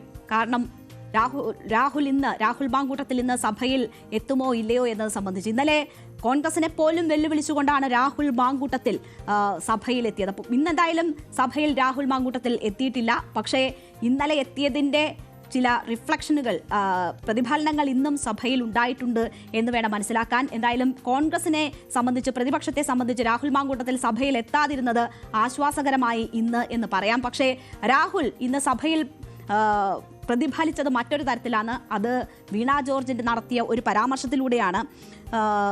കുഞ്ഞുങ്ങളെ സംരക്ഷിക്കുക എന്നതാണ് നമ്മുടെ സർക്കാരിൻ്റെ കർത്തവ്യം, അതാണ് സർക്കാരിൻ്റെ നയം എന്ന് പറഞ്ഞുകൊണ്ടാണ് ഈ വിഷയത്തിൽ ഒന്ന് രാഹുൽ മാങ്കൂട്ടത്തിലിനെ ട്രോൾ ചെയ്തിരിക്കുന്നത് ആരോഗ്യമന്ത്രി വീണ ജോർജ്. പ്രതിപക്ഷത്തു നിന്നുള്ള ചോദ്യത്തിന് മറുപടി പറയുകയായിരുന്നു വീണ ജോർജ്. സർ, കുഞ്ഞുങ്ങളെ ഇല്ലാതെയാക്കുകയല്ല സർ, കുഞ്ഞുങ്ങളെ സംരക്ഷിക്കുകയാണ് സാർ ചെയ്യുന്നത്. കുഞ്ഞുങ്ങളെ ചേർത്ത് പിടിക്കുകയാണ് ചെയ്യുന്നത്. സാർ, ഗർഭാവസ്ഥയിൽ ഉള്ള ശിശു മുതൽ സാർ ഉദരത്തിൽ കുഞ്ഞ് ഉരുവാകുന്നത് മുതൽ സാർ ആദ്യത്തെ 1000 ദിവസം പ്രത്യേക പരിപാടി സംസ്ഥാന സർക്കാരിനുണ്ട് സാർ. അമ്മയുടെ ഉദരത്തിലുള്ള കുഞ്ഞു മുതൽ കുഞ്ഞ് 2 വയസ്സാകുന്നത് വരെ സാർ. അപ്പോൾ ചോദ്യോത്തര വേളയിലാണ് രാഹുലിനെ ട്രോളാൻ കിട്ടിയ ഒരു അവസരം വീണ ജോർജ് ഫലപ്രദമായി ഉപയോഗപ്പെടുത്തിയത്. കുഞ്ഞുങ്ങളെ ഇല്ലാതാക്കുന്നതല്ല സർക്കാരിന്റെ നയം എന്ന് ചൂണ്ടിക്കാണിച്ചുകൊണ്ടാണ് വീണ ജോർജ് സംസാരിച്ചത്. അങ്ങനെയാണ് ഇന്ന് രാഹുൽ മാങ്കൂട്ടത്തിലിന്റെ സാന്നിധ്യം സഭയിലുണ്ടായത്. ഇന്നലെ രാഹുൽ മാങ്കൂട്ടത്തിൽ സഭയിൽ എത്തിയതുമായി ബന്ധപ്പെട്ട് വലിയ അമർഷമുണ്ട്. നമുക്കറിയാം, ആ വിഷയവുമായി ബന്ധപ്പെട്ട് പ്രതിപക്ഷ നേതാവ് വി ഡി സതീശന് വലിയ എതിരഭിപ്രായമുണ്ടായിരുന്നു. അദ്ദേഹം സഭയിൽ എത്തേണ്ട എന്ന നിലപാടിലായിരുന്നു. പക്ഷേ എ വിഭാഗത്തിന് രാഹുൽ മാങ്കൂട്ടത്തിൽ സഭയിൽ എത്തണം എന്ന ഒരു നിലപാടുണ്ടായിരുന്നു. അതിനെ അനുകൂലിക്കുന്ന നേതാക്കളുണ്ടായിരുന്നു. KPCCയും അതിനോടൊപ്പം ചേർന്നപ്പോഴാണ് രാഹുൽ മാങ്കൂട്ടത്തിൽ ഇന്നലെ സഭയിൽ എത്തിയത്. എന്തായാലും അതിനുശേഷം വലിയ മൗനമാണ് വി ഡി സതീശന്റെ ഭാഗത്തു നിന്നും ഉണ്ടായത്. രാഹുൽ മാങ്കൂട്ടത്തിൽ വിഷയവുമായി ബന്ധപ്പെട്ട് അദ്ദേഹം യാതൊരു പ്രതികരണത്തിനും തയ്യാറായിട്ടില്ല. KPCC ഭാരവാഹി യോഗത്തിലും മൗനമായിരുന്നു വി ഡി സതീശന് എന്നതാണ് പിന്നീട് നമ്മൾ കണ്ടത്. അപ്പോൾ ഈ വിഷയത്തിൽ ഇനി അധികം പ്രതികരിക്കേണ്ടതില്ല, താൻ ഒറ്റപ്പെടുന്നു എന്ന ഒരു ബോധ്യത്തിൽ വി ഡി സതീശൻ അല്പം പിൻവലിയുന്നു എന്ന് തോന്നിപ്പോകുന്നു. ഇപ്പോഴത്തെ അദ്ദേഹത്തിന്റെ പ്രതികരണത്തിൽ നിന്ന്, പെരുമാറ്റത്തിൽ നിന്ന് അങ്ങനെ തോന്നിപ്പോവുകയാണ്. കാരണം പാർട്ടിക്കുള്ളിലും ഒപ്പം തന്നെ പുറത്തും ഇനി ഈ വിഷയവുമായി ബന്ധപ്പെട്ട് കൂടുതൽ നിലപാടുകളിലേക്ക് പോകേണ്ടതില്ല എന്നൊരു ധാരണയിലേക്ക് വി ഡി സതീശൻ എത്തുന്നു എന്നാണ് മനസ്സിലാകുന്നത്. കോൺഗ്രസിനുള്ളിൽ ഇതൊരു വലിയ വിഷയമായി തന്നെ നിലനിൽക്കുന്നു. വലിയ ഭിന്നിപ്പ് ഇതുമായി ബന്ധപ്പെട്ട് ഉടലെടുക്കുന്ന ഒരു സാഹചര്യം കൂടി നമ്മൾ കാണണം. അതോടൊപ്പം തന്നെ നമ്മൾ നോക്കിക്കാണണം, രാഹുൽ ഈ സ്വന്തം നിലയിൽ ഇന്നലെ സഭയിലെത്തുന്നു, വലിയ ഷോ ഓഫ് ഉണ്ടാക്കുന്നു. ഇനി പാലക്കാട്ടേക്ക് പോകാനും രാഹുൽ മാങ്കൂട്ടത്തിൽ തയ്യാറെടുക്കുകയാണ്. രാഹുൽ ശനിയാഴ്ച മണ്ഡലത്തിൽ എത്തും എന്ന വിവരമാണ്. അപ്പോൾ ഇതുമായി ബന്ധപ്പെട്ട് പാലക്കാടും കോൺഗ്രസിനുള്ളിൽ ഭിന്നതകൾ ഉടലെടുക്കുകയാണ്. പാലക്കാട് മണ്ഡലത്തിൽ രാഹുൽ മാങ്കൂട്ടത്തിൽ എത്തുന്നതിനെ DCC പ്രസിഡന്റ് A തങ്കപ്പനും VK ശ്രീകണ്ഠൻ MPയും എതിർക്കുകയാണ്. അവർക്ക് വലിയ അതൃപ്തിയാണ് രാഹുൽ മാങ്കൂട്ടത്തിൽ. ഈ വിഷയവുമായി ബന്ധപ്പെട്ട് ആരോപണ വിധേയനായിട്ട് നിൽക്കുന്ന രാഹുൽ മാങ്കൂട്ടത്തിൽ ഇപ്പോൾ അവിടേക്ക് എത്തുന്നതിൽ ഇരുവർക്കും വലിയ അതൃപ്തിയുണ്ട്. പക്ഷേ ഷാഫി പറമ്പിൽ വലിയ സംരക്ഷണം ഒരുക്കുകയാണ് രാഹുൽ മാങ്കൂട്ടത്തിന്. ഷാഫി പറമ്പിലിന്റെ നേതൃത്വത്തിലാണ് രാഹുൽ മാങ്കൂട്ടത്തിലിനെ മണ്ഡലത്തിൽ കൊണ്ടുവരാനുള്ള വലിയ ശ്രമങ്ങൾ നടക്കുന്നത്. അപ്പോൾ ആ രീതിയിൽ വലിയ എതിർപ്പ്, വലിയ ഭിന്നത പാർട്ടിയിൽ രൂപപ്പെടുന്നു. പാലക്കാട് അത് അതിരൂക്ഷമാകാൻ പോകുന്നു. ശനിയാഴ്ചയോടെ രാഹുൽ മണ്ഡലത്തിലെത്തും എന്നതാണ് പറയുന്നത്. എന്തായാലും KPCC നേതൃത്വം പറയുന്നത് പോലെ ചെയ്യും എന്നതാണ് പാലക്കാട് DCC അധ്യക്ഷൻ A തങ്കപ്പൻ ഇന്ന് മാധ്യമങ്ങളോട് പ്രതികരിച്ചത്.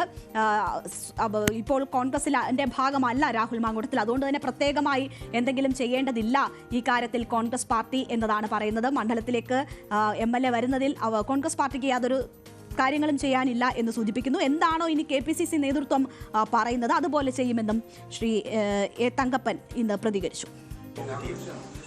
ഇല്ല, രാഹുൽ വിഷയത്തിൽ കേരള പ്രദേശ് കോൺഗ്രസ് കമ്മിറ്റിയുടെ അധ്യക്ഷൻ, കേരളത്തിലെ കോൺഗ്രസിൻ്റെ അവസാന വാക്കാണ് അദ്ദേഹം എന്താണ് എന്നുള്ള നയം വ്യക്തമാക്കിയിട്ടുണ്ട്. നിങ്ങളുടെ അടുത്ത് എല്ലാവരും വിളിച്ചു പറഞ്ഞിട്ടുണ്ട്. അതാണ് ജില്ലാ കോൺഗ്രസ് കമ്മിറ്റിയുടെ അധ്യക്ഷ നിലയ്ക്കും എനിക്കുള്ളത്. അദ്ദേഹമാണ് ഫൈനൽ വാക്ക്.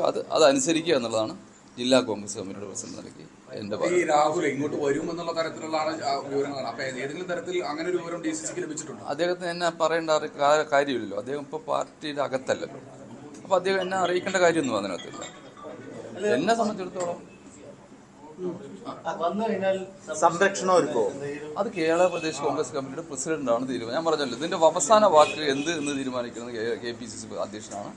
അദ്ദേഹം എന്തു പറഞ്ഞോ അതനുസരിക്കേണ്ട ബാധ്യതയാണ് ജില്ലാ കോൺഗ്രസ് കമ്മിറ്റിയുടെ പ്രസിഡന്റ് നിലയ്ക്കുള്ളത്. അദ്ദേഹം എന്ത് പറഞ്ഞാൽ അത് ശിരസ വഹിച്ചുകൊണ്ട് അത് നിർദ്ദേശം തന്നിട്ടുണ്ടോ? ഇല്ല. അദ്ദേഹം ഇന്ന് വരെ പറഞ്ഞിട്ടില്ല. പറയുന്ന ഇന്നലെയും KPCC മീറ്റിംഗ് കഴിഞ്ഞ് നയം വ്യക്തമാക്കിയിട്ടുണ്ടല്ലോ എന്താന്നുള്ളത്. അത് തന്നെയാണ് എന്റെയും തീരുമാനം. കഴിഞ്ഞ ദിവസം കോൺഗ്രസിന്റെ കൗൺസിലർ സംരക്ഷണം ഒരുക്കുമെന്ന് പറഞ്ഞു. അത് പലരും പറയുമല്ലോ കോൺഗ്രസ്. അങ്ങനെ ചെറിയ ആരെയും പറയുന്നത് അതൊക്കെ ശ്രദ്ധയിൽപ്പെട്ടിട്ടുണ്ട്. അത് കേരള പ്രദേശ് കോൺഗ്രസ് കമ്മിറ്റിയുടെ അധ്യക്ഷന് അറിയും ചെയ്യാം. അത് എന്ത് തീരുമാനിക്കണം അദ്ദേഹം തീരുമാനം. ഇങ്ങനെയുള്ള അതൊക്കെ അദ്ദേഹത്തിന്റെ ശ്രദ്ധയിൽപ്പെടുത്തി. അപ്പോൾ സംരക്ഷണം ഒരുക്കാൻ ഒരു വിഭാഗം തയ്യാറെടുക്കുമ്പോഴാണ് എതിർപ്പുമായി VK ശ്രീകണ്ഠനും ജില്ലാ അധ്യക്ഷനും നിൽക്കുന്നത്. അപ്പോൾ പോലും എന്താണോ KPCC അധ്യക്ഷൻ പറയുന്നത് അക്കാര്യങ്ങൾ ചെയ്യുമെന്ന് പറയുന്നു. പാലക്കാട് വലിയ ഭിന്നത കോൺഗ്രസിൽ ഉടലെടുത്തിരിക്കുകയാണ്. പക്ഷേ അതുകൊണ്ടൊന്നും പിന്മാറില്ല. നമുക്കറിയാം കോൺഗ്രസിനെ അങ്ങേയറ്റം പ്രതിരോധത്തിലാക്കുന്ന ദിവസം തെരഞ്ഞെടുത്തുകൊണ്ട് രാഹുൽ മാങ്കൂട്ടത്തിൽ സഭയിൽ എത്തിയത് നമ്മൾ കണ്ടതാണ്. കോൺഗ്രസിനെ സ്നേഹിക്കുന്നുണ്ട് എങ്കിൽ, കോൺഗ്രസ് പ്രതിരോധത്തിലാകുന്ന സാഹചര്യം ഒഴിവാക്കണമെന്ന് രാഹുൽ മാങ്കൂട്ടത്തിൽ ആഗ്രഹിക്കുന്നുണ്ട് എങ്കിൽ സഭയിൽ എത്താതിരിക്കുമായിരുന്നു. പക്ഷേ അങ്ങനെ ഒരു സമീപനമല്ല രാഹുൽ മാങ്കൂട്ടത്തിൽ സ്വീകരിക്കുന്നത് എന്ന് കണ്ടതാണ്. അപ്പോൾ പാലക്കാടേക്കും എത്താൻ രാഹുൽ മാങ്കൂട്ടത്തിൽ തീരുമാനിച്ചിരിക്കുന്നു. ശനിയാഴ്ചയോടുകൂടി എത്തും എന്നതാണ് മനസ്സിലാക്കുന്നത്. അങ്ങനെയാണെങ്കിൽ അവിടെ വലിയ രീതിയിലുള്ള ഭിന്നത ഉടലെടുക്കും. എന്തായാലും സമൂഹ മാധ്യമങ്ങളിൽ വേട്ടയാടൽ നേരിടേണ്ടി വരുമോ എന്ന ഭീതി പല നേതാക്കൾക്കുമുണ്ട് എന്നാണ് മനസ്സിലാകുന്നത്. അവർ നിലപാട് മാറ്റുന്നുണ്ട്. KPCC ചിലപ്പോഴൊക്കെ അതിനോടൊപ്പം നിൽക്കുന്നത് നമ്മൾ കണ്ടതാണ്. ഇന്നലെ സഭയിലെത്തുന്ന വിഷയവുമായി ബന്ധപ്പെട്ടും അത്തരമൊരു നിലപാടാണ് KPCCയുടെ ഭാഗത്തു നിന്നും ഉണ്ടായത്. അപ്പോൾ ഈ വിഷയത്തിൽ ഇനി KPCC ആർക്കൊപ്പം നിൽക്കുമെന്ന് കണ്ടറിയണം. എന്തായാലും ഒറ്റയ്ക്കല്ല രാഹുൽ മാങ്കൂട്ടത്തിലെ ഇപ്പോഴത്തെയും പോക്ക് എന്നത് വളരെ വ്യക്തമായിരിക്കുകയാണ്. രാഹുൽ മാങ്കൂട്ടത്തിലിനെ പാലക്കാട് എത്തിക്കാൻ ഷാഫി പറമ്പിൽ വലിയ രീതിയിലുള്ള ശ്രമങ്ങൾ നടത്തുന്നു. അവിടെ നഗരസഭാ കൗൺസിലർ തന്നെ വന്ന് സ്വീകരണമൊരുക്കുമെന്ന് പറയുന്നു. നമ്മൾ കഴിഞ്ഞ തവണ സഭയിൽ കഴിഞ്ഞ ദിവസം വന്നപ്പോൾ കണ്ടതാണ്. യൂത്ത് കോൺഗ്രസ് ജില്ലാ അധ്യക്ഷൻ താലപ്പൊലി എടുത്ത് കൊണ്ടുവരുന്നത് പോലെയാണ് സഭയിലേക്ക് ആനയിച്ച് എഴുന്നള്ളിച്ച് കൊണ്ടുവരുന്നത് നമ്മൾ കണ്ടത്. അപ്പോൾ അതുപോലെ സംരക്ഷണമൊരുക്കാൻ കുറേ പേർ അവിടെ കാത്തിരിക്കുകയാണ്. എതിരഭിപ്രായവുമായി ഒരു വിഭാഗമുണ്ട്. ആർക്ക് മെജോറിറ്റി കിട്ടും എന്ന് നമ്മൾ കാത്തിരുന്ന് തന്നെ കാണണം. എന്തായാലും കോൺഗ്രസിന് ഏറ്റവും വലിയ തലവേദന സൃഷ്ടിക്കാൻ പോകുന്നത് ഇനിയുള്ള നാളുകളിൽ രാഹുൽ മാങ്കൂട്ടമാണ് എന്ന കാര്യത്തിൽ യാതൊരു സംശയവുമില്ല. നമുക്കൊരു ഇടവേളയ്ക്ക് ശേഷം തിരിച്ചെത്താം.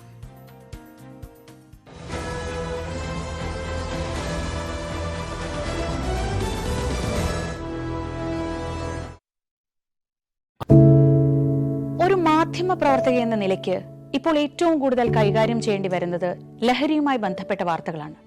കൊച്ചുകുട്ടികൾ മുതൽ യുവാക്കൾ വരെ എല്ലാവരും ഉൾപ്പെട്ടിരിക്കുന്ന ലഹരിയുടെ ഒരു വല. എന്താണ് നമ്മുടെ യുവതലമുറയ്ക്ക് സംഭവിക്കുന്നത് എന്നൊക്കെ എല്ലാവരും ചോദിച്ചു കാണും. പക്ഷേ അവരുടെ പ്രശ്നങ്ങളെ, അത് കുട്ടികൾ മുതൽ യുവാക്കൾ വരെ, അവരുടെ പ്രശ്നങ്ങളെ കേൾക്കുന്നതിന്, മനസ്സിലാക്കുന്നതിന്, ഒരു പരിഹാരം പറയുന്നതിന് മുതിർന്നവരായ നമുക്ക് എത്രമാത്രം കഴിയുന്നുണ്ട്? അവരിൽ ഉണ്ടാകുന്ന ചെറിയ മാറ്റങ്ങൾ നമ്മൾ തിരിച്ചറിയാറുണ്ട്. അവരുടെ ചുറ്റുമുള്ളത് ഒരു മായാലോകമാണ്. സോഷ്യൽ മീഡിയയുടെ, വീഡിയോ ഗെയിമുകളുടെ, സിനിമയുടെ.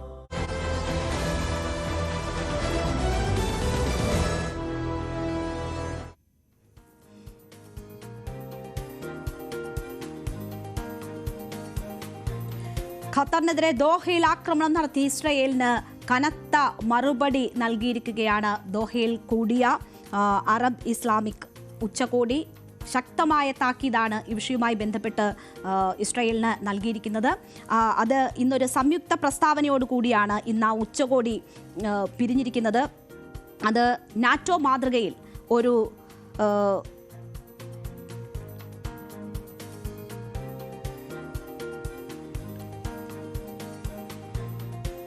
സംയുക്ത സേന കൊണ്ടുവരിക എന്ന ലക്ഷ്യത്തോടു കൂടിയാണ് ഇപ്പോൾ അറബ് ഉച്ചകോടിയിൽ ചർച്ചകൾ പൂർത്തിയായിരിക്കുന്നത്. എന്തായാലും സംയുക്ത പ്രസ്താവനയോടുകൂടി ഇന്ന് ഉച്ചകോടി സമാപിച്ചിരിക്കുകയാണ്. ഇസ്രയേലിന്റെ നടപടിയെ ശക്തമായാണ് ഈ ഉച്ചകോടി അപലപിച്ചിരിക്കുന്നത്.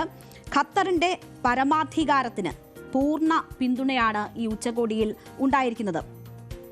Arab league, organisation of Islamic corporation എന്നിവയിലെ രാഷ്ട്രത്തലവന്മാരാണ് ഖത്തർ അമീർ Sheikh Tamim bin Hamad Al യോഗം ചേർന്നത്. ആ യോഗത്തിലാണ് ഇസ്രയേലിനെതിരായ ശക്തമായ നടപടികൾ സ്വീകരിക്കാനുള്ള തീരുമാനങ്ങൾ ഉണ്ടായിരിക്കുന്നത്. ശക്തമായി ഈ ആക്രമണത്തെ ഉച്ചകോടി അപലപിക്കുകയാണ്. ഖത്തറിന്റെ പരമാധികാരത്തിനു മേലുള്ള കടന്നുകയറ്റം അന്താരാഷ്ട്ര നിയമങ്ങളുടെ ഗുരുതരമായ ലംഘനവുമാണ് ഈ ഉണ്ടായിട്ടുള്ളത് എന്ന ഇവർ ഈ പ്രസ്താവനയിൽ ചൂണ്ടിക്കാട്ടുന്നുണ്ട്. ഖത്തറിന് പൂർണ്ണ പിന്തുണ നൽകുന്നു. ഈ ആക്രമണം അത് നേരിടാൻ, ഒപ്പം തന്നെ അതിന് മറുപടിയായി ഖത്തർ എന്ത് നടപടികൾ സ്വീകരിക്കുന്നു ആ എല്ലാ നടപടികൾക്കും അറബ് ഇസ്ലാമിക രാഷ്ട്രങ്ങൾ പൂർണ്ണമായ ഐക്യദാർഢ്യം പ്രഖ്യാപിക്കുകയാണ്. അവർ യോജിച്ച നിലപാടിലേക്ക്, തീരുമാനത്തിലേക്ക് ഇതുമായി ബന്ധപ്പെട്ട് എത്തുന്നു. ഇത് ഏത് രാജ്യങ്ങൾക്ക് നേരെയുള്ള ഒരു ആക്രമണം ഉണ്ടായാലും അത് അറബ് ഇസ്ലാമിക രാഷ്ട്രങ്ങൾക്ക് നേരെയുള്ള ആക്രമണമായി കണക്കാക്കും എന്നതാണ് ഈ യോഗത്തിലുണ്ടായിട്ടുള്ള പ്രധാനപ്പെട്ട തീരുമാനം. ഇസ്രയേൽ കഴിഞ്ഞ ദിവസം തന്നെ വ്യക്തമാക്കിയിരുന്നു, ഈ ഹമാസിനെതിരായുള്ള ആക്രമണം തുടരും. ഞങ്ങളുടെ സെപ്റ്റംബർ 11 ഈ ഒക്ടോബർ 7 ഉണ്ടായിട്ടുള്ള ആക്രമണം. അപ്പോൾ അമേരിക്ക എങ്ങനെയാണോ ആ ആക്രമണത്തിന് ശേഷം അതിനുള്ള തുടർ നടപടികൾ സ്വീകരിച്ചത്, അതുപോലെയുള്ള നടപടികൾ സ്വീകരിക്കാനുള്ള അവകാശം തങ്ങൾക്കുണ്ട് എന്നതാണ് ഇസ്രായേൽ ഒരു ന്യായീകരണമായി പറഞ്ഞുകൊണ്ടിരിക്കുന്നത്. അപ്പോൾ ഈ ആക്രമണങ്ങൾ തുടരുമെന്നും അത് ആർക്കെതിരെയും ഉണ്ടാകും എന്ന സൂചനയാണ് ഇസ്രായേൽ നൽകിയതെങ്കിൽ, അങ്ങനെ ആർക്കെതിരെ ഒരു നീക്കം ഇനി ഇസ്രായേലിന്റെ ഭാഗത്തു നിന്നും ഉണ്ടായാലും അത് അറബ് ഇസ്ലാമിക രാഷ്ട്രങ്ങൾക്ക് നേരെയുള്ള ആക്രമണമായി കണ്ടു തന്നെ അതിനെ ഒരുമിച്ച് തിരിച്ചടിക്കും എന്ന ഒരു തീരുമാനത്തിലേക്ക് ഈ ഉച്ചകോടി എത്തിയിരിക്കുന്നു എന്ന് വേണം മനസ്സിലാക്കാൻ. ഒപ്പം വെടിനിർത്തൽ ഉറപ്പാക്കാനും ബന്ദികളെയും തടവുകാരെയും വിട്ടയക്കാനുമുള്ള ഖത്തറിന്റെയും ഈജിപ്റ്റ്, അമേരിക്ക എന്നിവയുടെ മധ്യസ്ഥ ശ്രമങ്ങളെ ഉച്ചകോടി ഇന്ന് പ്രശംസിക്കുക കൂടിയാണ് ചെയ്തിരിക്കുന്നത്. മധ്യസ്ഥ ചർച്ചകൾ നടക്കുന്ന ഒരു നിഷ്പക്ഷ വേദിക്ക് നേരെ ഉണ്ടായ ആക്രമണം സമാധാന ശ്രമങ്ങളെ ദുർബലപ്പെടുത്തുന്നതാണ്. ഇതിന്റെ പൂർണ്ണ ഉത്തരവാദിത്വം ഇസ്രയേലിനാണ് എന്നും ഈ പ്രസ്താവനയിൽ പറയുന്നുണ്ട്. അപ്പോൾ ഇസ്രയേൽ നടത്തിയ ഈ ആക്രമണത്തെ അങ്ങേയറ്റം അപലപിച്ചുകൊണ്ട് തന്നെ ആ ശ്രമങ്ങൾ തുടരും എന്നുള്ള സന്ദേശങ്ങൾ നൽകിക്കൊണ്ട് തന്നെ ഇനി ഒരു ആക്രമണം ഉണ്ടാകരുത് എന്ന വാണിംഗ് ആയി കൂടി ഇന്നത്തെ നടപടികൾ ഉച്ചകോടി സമാപിക്കുമ്പോൾ അവർ പുറത്തിറക്കിയ സംയുക്ത പ്രസ്താവനയൊക്കെ മാറുന്നതായി വേണം നമ്മൾ കാണാൻ. എന്തായാലും ഈ വിഷയവുമായി ബന്ധപ്പെട്ട് ട്രംപിന്റെ പ്രതികരണം കൂടി വരുന്നുണ്ട്. ഇനി ഖത്തറിനെ ഇസ്രയേൽ ആക്രമിക്കില്ല എന്ന ഒരു ഉറപ്പാണ് US പ്രസിഡന്റ് ഡൊണാൾഡ് ട്രംപ് നൽകുന്നത്. വേണ്ടി വന്നാൽ ഇനിയും ആക്രമിക്കുമെന്നും ആരെ വേണമെങ്കിലും ആക്രമിക്കുമെന്നും ഇസ്രയേൽ ആവർത്തിച്ച് പറയുമ്പോഴാണ് ഇങ്ങനെ ഒരു ഉറപ്പ് ട്രംപിന്റെ ഭാഗത്തു നിന്നും ഉണ്ടാകുന്നത് എന്ന് നമ്മൾ കാണണം. ഈ ഇസ്രയേലിനെതിരെ ഗൾഫ് രാഷ്ട്രങ്ങൾ ഒന്നിച്ച് വരികയും അവർ ഒരുമിച്ച് നിൽക്കുകയും സംയുക്ത പ്രസ്താവന ഉണ്ടാവുകയും ഒക്കെ ചെയ്യുന്ന ഘട്ടത്തിലാണ് അമേരിക്ക ഇങ്ങനെ ഒരു ഉറപ്പ് വീണ്ടും നൽകുന്നത്. ഇനി ഒരു ആക്രമണം ഉണ്ടാകില്ല എന്നതാണ് ട്രംപ് സൂചിപ്പിച്ചത്. ട്രംപിന്റെ വാക്കുകൾ കേൾക്കാം.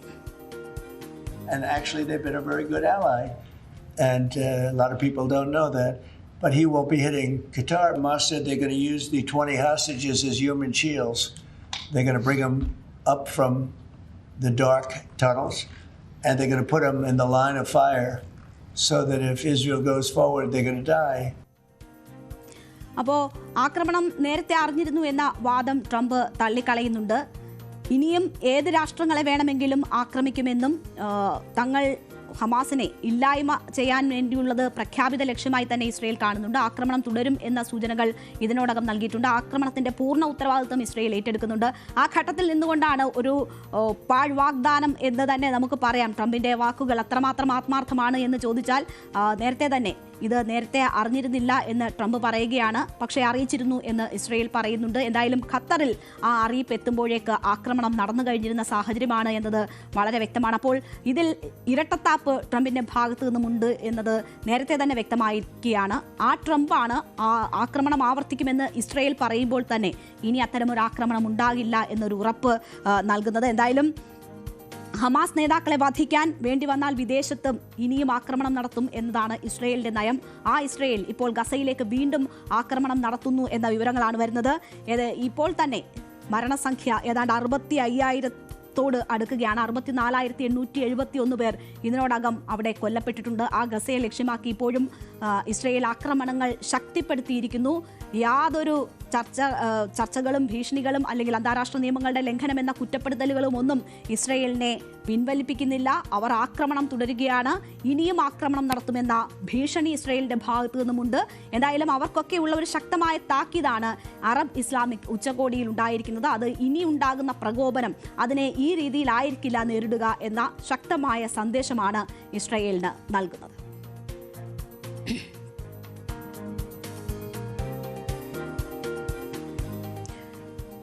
കഴിഞ്ഞ ദിവസമൊക്കെ നമ്മൾ വലിയ രീതിയിൽ ചർച്ച ചെയ്ത ഒരു വിഷയമാണ്. അതൊരു ഹസ്തദാനവുമായി ബന്ധപ്പെട്ടാണ്.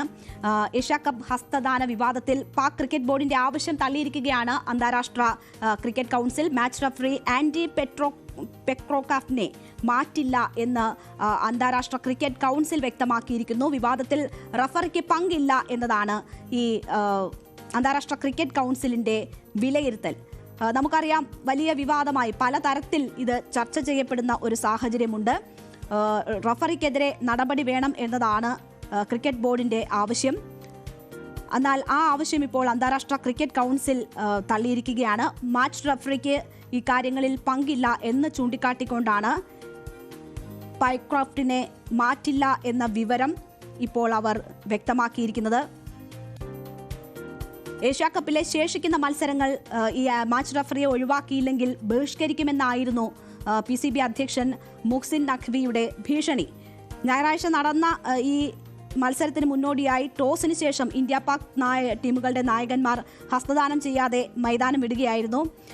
അതിനുശേഷം കളിക്ക് ശേഷവും ഇവർ ഹസ്തദാനം നടത്തിയിരുന്നില്ല. അപ്പോൾ ഈ രണ്ട് വിഷയങ്ങളാണ് പാകിസ്ഥാൻ ക്രിക്കറ്റ് ബോർഡ് ഉയർത്തിക്കാട്ടിയത്. പാകിസ്ഥാനെ സംബന്ധിച്ച് കളിയിലേറ്റ തോൽവിയേക്കാൾ അവർക്ക് വലിയ തിരിച്ചടിയും മാനക്കേടും ഉണ്ടാക്കിയതാണ് ഹസ്തദാനം നൽകാത്ത ഇന്ത്യൻ താരങ്ങളുടെ നടപടി. അതുകൊണ്ട് തന്നെയാണ് അവർ ഒരു പരാതിയുമായി ICCയെ സമീപിക്കുന്നത്. പക്ഷേ അവർക്ക് അവിടെയും തിരിച്ചടിയേൽക്കുന്ന സാഹചര്യമാണ് ഇപ്പോഴുണ്ടായിട്ടുള്ളത്. ഈ മാച്ച് റഫറിയാണ് ഇത്തരം ഒരു മോശം പെരുമാറ്റം കളിക്കളത്തിൽ ഉണ്ടാകാനുള്ള കാരണം ഉത്തരവാദി എന്നതാണ് PCB പരാതിയിൽ ഉന്നയിച്ചിരുന്നത്.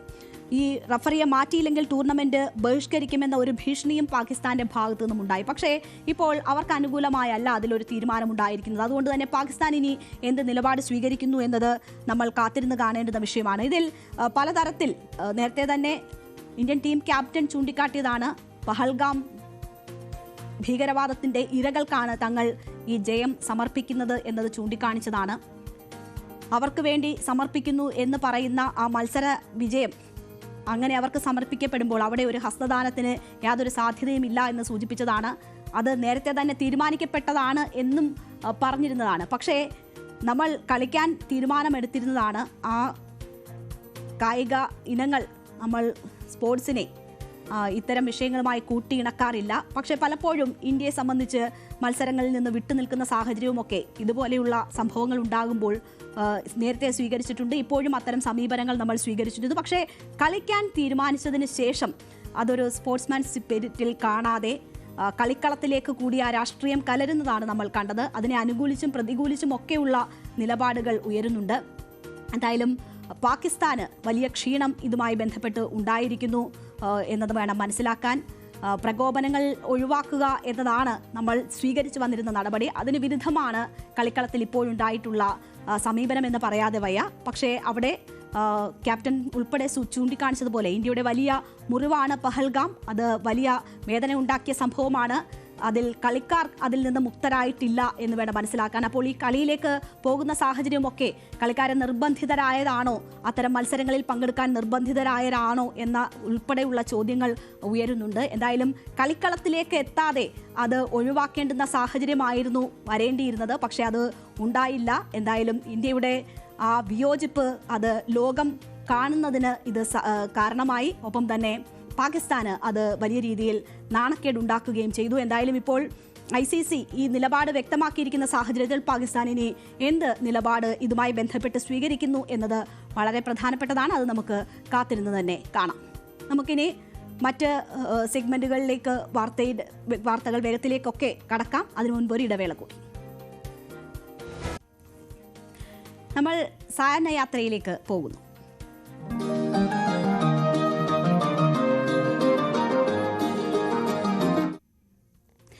അമ്പൂരിയിലേക്കാണ് നമ്മുടെ യാത്ര. അമ്പൂരിയിലെ കരിമൻകുളം കടത്ത് കടവ്, അവിടേക്കാണ് പ്രാദേശിക ടൂറിസത്തിന് ഏറെ സാധ്യതകൾ ഉള്ള ഒരിടം നമ്മളെ പരിചയപ്പെടുത്തുകയാണ് ഞങ്ങളുടെ പ്രതിനിധി അരുൺമോഹനാണ് ഈ കടവിലേക്ക് യാത്ര ചെയ്യുന്നത്. നിരവധി പേരാണ് അവിടെ വൈകുന്നേരങ്ങൾ ചെലവഴിക്കാൻ എത്തുന്നത്.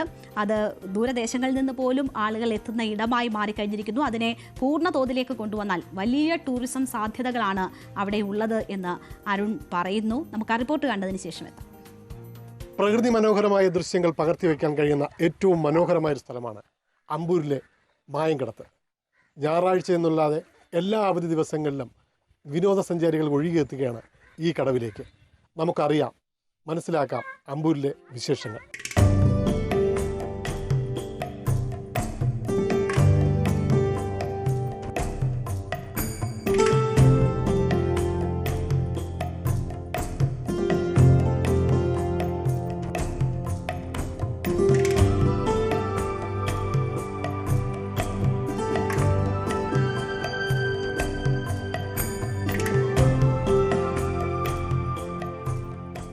ഇവിടെയൊക്കെ വരാറുണ്ട്, എങ്ങനെയൊക്കെയാണ്? ഞാൻ മിക്കവാറും ഹോളിഡേയ്സ് ഒക്കെ വരാറുണ്ട്. വളരെ മനോഹരമായിട്ടുള്ളൊരു സ്ഥലമാണ്. കാരണം എന്ന് പറഞ്ഞു കഴിഞ്ഞാൽ കുടുംബത്തോടെയൊക്കെ വന്നു കഴിഞ്ഞാൽ കുട്ടികൾക്ക് നീന്തലോ അങ്ങനെയൊക്കെയുള്ള കാര്യങ്ങൾക്ക് വേണ്ടി ഇവിടെ പ്രയോജനപ്പെടുത്താനായിട്ട് സാധിക്കും. കാരണം ഇത് കുറച്ച് ദൂരം നമുക്ക് ഇതിൽ ഈ വെള്ളത്തിലൂടെ ഇറങ്ങി പോകാനായിട്ട് സാധിക്കും. പിന്നെ നെയ്യാറിൻ്റെ വളരെ മനോഹരമായിട്ടുള്ള ഈ ദൃശ്യങ്ങളൊക്കെ കണ്ട് തന്നെ ഇവിടെ ഇരിക്കുക എന്ന് പറയുന്നത് വളരെ സന്തോഷം തരുന്നതാണ്. അപകടമില്ലാത്തൊരു ഒഴുക്കാണോ? അതെ, അങ്ങനെയാണ് എനിക്ക് തോന്നിയിട്ടുള്ളത്. കാരണം എന്ന് പറയുന്നത് കര തന്നെ കുറച്ച് ഉള്ളിലോട്ട് നിൽക്കുന്നത് കൊണ്ട് നമുക്ക് അങ്ങനെ ഒരു അപകടമായിട്ട് നമുക്ക് ഇതുവരെയും അങ്ങനെ ഫീൽ ചെയ്തിട്ടില്ല. പിന്നെ ഇവിടുത്തെ ആൾക്കാരും അങ്ങനെയൊക്കെയാണ് പറയുന്നത്, ഇവിടെ ആഴം കുറച്ച് ഉള്ളിലോട്ടാണ് എന്നുള്ളതാണ് പറയുന്നത്. എങ്ങനെയുണ്ട് അമ്പൂരിയെ കുറിച്ച് പറയാൻ? എന്താണ് അമ്പൂരിയുടെ സൗന്ദര്യം? അമ്പൂരിയെ കുറിച്ച് പറയുകയാണെങ്കിൽ ഏറ്റവും മനോഹരമായ ഒരു സ്ഥലമാണ് അമ്പൂരി. സാധാരണ നമ്മളിവിടെ തൊട്ടടുത്താണ് താമസിക്കുന്നതെങ്കിലും ഇത്രയും കാലങ്ങളായിട്ട് നമുക്കിത് അറിഞ്ഞുകൂടായിരുന്നു ഇങ്ങനെ ഒരു മനോഹരമായ ഒരു സ്ഥലം ഉണ്ടെന്ന്. അങ്ങനെ ഒരു ദിവസം നമ്മൾ ഫാമിലി ആയിട്ട് ഇവിടെ വന്നപ്പോഴാണ് മനസ്സിലാക്കാൻ പറ്റിയത് അമ്പൂരി മായോ എന്ന് പറയുന്ന ഇത്രയും മനോഹരമായ ഒരു സ്ഥലം ഉണ്ടോ എന്ന്. അപ്പോഴാണ് ഞങ്ങൾ അതിശയിച്ച് പോയത്. പക്ഷേ നമ്മളിവിടെ അതിനുശേഷം നമ്മൾ സ്ഥിരമായിട്ട് ഫാമിലി ആയിട്ട് ഇവിടെ വരാറുണ്ട്, കുഞ്ഞുങ്ങളെയും കൊണ്ട് വരാറുണ്ട്, അത് പോയിട്ട് കൂട്ടുകാരിലായിട്ട് വരാറുണ്ട്. സത്യം പറഞ്ഞാൽ ഇത്രയും വർഷം നമ്മൾ ഈ ഊട്ടി കൊടൈക്കനാലിലൊക്കെയാണ് പോയിക്കൊണ്ടിരുന്നത്, ഇത്രയും പൈസ മുടക്കി പോയിക്കൊണ്ടിരുന്നത് ദൂരെയൊക്കെ. പക്ഷെ ഇപ്പോൾ ഇത്രയും തൊട്ടടുത്ത് ഇങ്ങനെ നമ്മൾ ആഴ്ചതോറും വരാറുണ്ട്. കാരണം പിള്ളേരെയൊക്കെ കൊണ്ട് ഒരു മനോഹരമായ കാഴ്ചയല്ലേ. അന്ന് നമ്മൾ അത് മാത്രമല്ല, നമ്മളിവിടെ പാചകമൊക്കെ ചെയ്യാറുണ്ട്. കപ്പയൊക്കെ ഉണ്ടാക്കി, ചിക്കനൊക്കെ ഉണ്ടാക്കി ഇങ്ങനെ വന്ന് പാചകമൊക്കെ ചെയ്ത് നമ്മൾ ആഹാരമൊക്കെ കഴിച്ച് വൈകിട്ട് ഈ സ്ഥലങ്ങളെല്ലാം കണ്ട് നമ്മൾ സാധാരണ ഇവിടെ വന്ന് ഈ പുഴയിലൊക്കെ വന്ന് കുളിക്കും. അങ്ങനെയൊക്കെ ഭയങ്കര മനോഹരമായ ഒരു കാഴ്ചയാണ് ഇവിടെ കാണാൻ സാധിച്ചത്.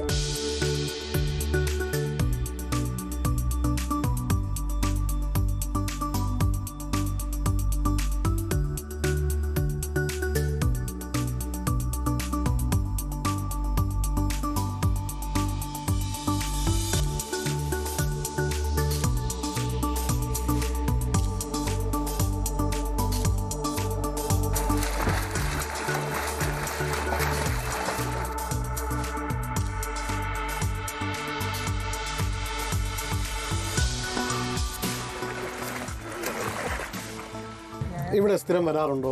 എന്താണ് ഇവിടുത്തെ മായത്തെക്കുറിച്ച് എന്താണ് പറയാനുള്ളത്? അമ്പൂരി പഞ്ചായത്തിലെ നല്ലൊരു മനോഹരമായ ഒരു സ്ഥലമാണ് ഈ മായം. ഈ ഒരു വെള്ളവും ഈ റിസർവോയറിൻ്റെ നെയ്യാർ റിസർവോയറിൻ്റെയൊക്കെ ഒരു പ്രകൃതി രമണീയമായ സ്ഥലം കാണാൻ ഞങ്ങൾ ഇടയ്ക്കിടയ്ക്ക് വരാറുണ്ട്. ഇങ്ങനെ കുടുംബസമേതം വന്ന് ഫുഡ് പാചകം ചെയ്ത് കഴിക്കുകയും പിന്നെ ലോ ബഡ്ജറ്റിൽ നമുക്ക് ഇവിടെ വന്നിട്ട് നല്ല എൻജോയ്മെൻറ്റ് ചെയ്ത് കുളിച്ചിട്ടൊക്കെ പോകാനുള്ളൊരു പറ്റിയൊരു സ്ഥലമാണ് ഈ സ്ഥലം. അമ്പൂരി വളരെ മനോഹരമായ സ്ഥലമാണ്.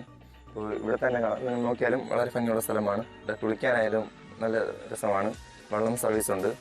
ഇവിടെ വന്ന് കാണാനും ഒരുപാടുണ്ട്. അങ്ങോട്ടൊക്കെ ഒരുപാട് നടക്കാനുണ്ട്. ഇവിടെ ഫാമിലി ആയിട്ട് വരാൻ നല്ല പറ്റിയ സ്ഥലമാണ്. ഫ്രണ്ട്സായിട്ട് വരാൻ നല്ല സ്ഥലമാണ്. ഇവിടെ നല്ല നാട്ടുകാരൊക്കെയാണ്. അപ്പോൾ ഒരിക്കലെങ്കിലും ഇവിടെ നിന്ന് സന്ദർശിക്കുന്നത് വളരെ നല്ലതാണ്. ഞാനിവിടെ ആദ്യമായിട്ടാണ് വരുന്നത്. എൻ്റെ ഫ്രണ്ട്സൊക്കെ നേരത്തെ വന്നിട്ടുണ്ട്. ഞാൻ അവർ പറഞ്ഞുള്ള അറിവനുസരിച്ച് അവരുടെ അടുത്ത് ആദ്യമായിട്ടാണ് വരുന്നത്. പക്ഷെ വന്നു കഴിഞ്ഞപ്പോഴത്തേക്ക് വളരെ മനോഹരമായിട്ടുള്ള സ്ഥലമാണ്. നമുക്ക് കുറച്ച് പൈസ വന്നുവെച്ചാൽ ഒരുപാട് ക്യാഷ് ഇല്ലാത്തവർക്കും സാധാരണക്കാർക്ക് ഇവിടെ വന്ന മനോഹരമായി കാര്യങ്ങൾ ആസ്വദിച്ചിട്ട് പോകാൻ പറ്റുന്ന ഒരു നല്ലൊരു സ്ഥലമാണിത്. ലോ ബഡ്ജറ്റിൽ നമുക്കിവിടെ വന്ന് ഈ പ്രകൃതി ഭംഗി ആസ്വദിച്ചിട്ടൊക്കെ പോകാൻ പറ്റും. സർക്കാർ കുറച്ചുകൂടി ഒരു അടിസ്ഥാന സൗകര്യങ്ങളൊക്കെ ഒരുക്കി തന്നാൽ ഈ ടൂറിസം വളരെയധികം നല്ല രീതിയിൽ ഇവിടുത്തെ ടൂറിസം പ്രയോജനപ്പെടുത്താൻ വേണ്ടി സാധിക്കും. ഈ വള്ളത്തിൽ തന്നെ അക്കരെയൊക്കെ പോകുമ്പോൾ ഈ സവാരിക്കും എല്ലാത്തിനും നല്ല ആൾക്കാർ വരുന്നുണ്ട്. ഈ പ്രകൃതി പുറത്തുനിന്നൊക്കെ ആൾക്കാർ വരുന്ന ടൂറിസ്റ്റുകൾ ഒരുപാട് ആൾക്കാരുണ്ട്. പിന്നെ ഇവിടെ എന്ന് പറഞ്ഞാൽ മാലിന്യം ഇവിടെ പഞ്ചായത്തിൻ്റെ ഇവിടെ ബോക്സൊക്കെ വെച്ചിട്ടുണ്ട് വേസ്റ്റ് ഇടാനുള്ള. അതൊന്നും ജനങ്ങൾ പിന്നെ വന്ന ആൾക്കാർ അത് ചെയ്യുന്നില്ല. അവർ അപ്പുറത്ത് ഇപ്പുറം കൊണ്ട് വലിച്ചെറിഞ്ഞിട്ട് പോകുന്നു. അതല്ലെങ്കിൽ നല്ല ഒരു അന്തരീക്ഷമാണ് ഇവിടെ. പ്രകൃതി നല്ല എന്ന് പറഞ്ഞാൽ വനമേഖലയാണ്. കൂടുതലും ആസ്വദിക്കാനൊക്കെ വളരെ നല്ലതാണ്. സഖ്യന്റെ മടിത്തട്ടിലെ മനോഹരമായ തീരമാണ് അമ്പൂരിലെ ഈ മായം തീരം. അത് തന്നെയാണ് വിനോദസഞ്ചാരികളെ ഇവിടെ ആകർഷിക്കുന്നത്. അരുൺ മോഹൻ, ന്യൂസ് 18. അവിടെ മായക്കടവിലേക്ക് പോയാൽ വള്ളത്തിൽ സഞ്ചരിക്കാം. ഒപ്പം തന്നെ ഭക്ഷണമൊക്കെ പാചകം ചെയ്ത് വളരെ രസകരമായ ഒരു സായന്നം അവിടെ പങ്കിട്ടിട്ട് വരാം. എന്തായാലും മായങ്കടവ് നമുക്ക് പരിചയപ്പെടുത്തിയത് അരുൺ മോഹനാണ്. എന്തായാലും എല്ലാ പ്രേക്ഷകർക്കും നന്ദി. നമ്മൾ ഇടവേളയ്ക്ക് ശേഷം ഇനി ലൈവ് at 6 കാണാം.